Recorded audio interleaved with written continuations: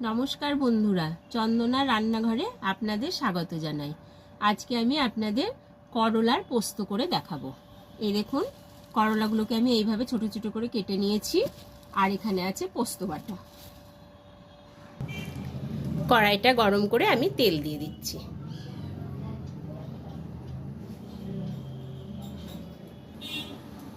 দিয়ে দিলাম কালো জিরে ফোড়ন।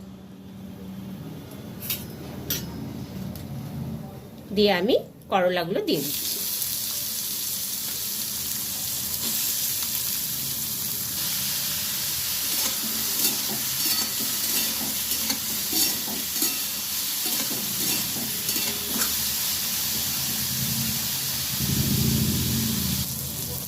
করলাগুলো আমার ভালোভাবে ভাজা হয়ে গেছে।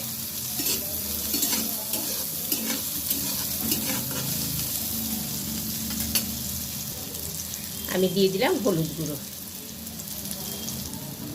দিয়ে দিলাম স্বাদ মতন লবণটা,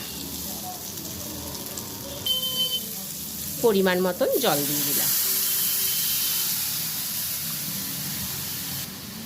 দিয়ে আমি ঢাকনাটা দিয়ে দিচ্ছি।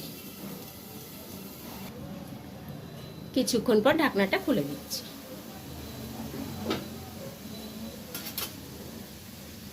দিয়ে আমি বেটে রাখা পোস্তটা দিয়ে দিলাম।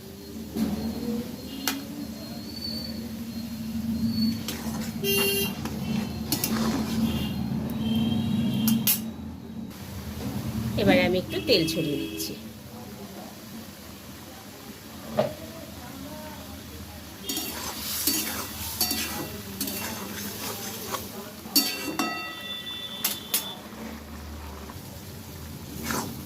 করলা পোস্তটি আমার হয়ে গেছে, আমি এবারে নামিয়ে নিচ্ছি।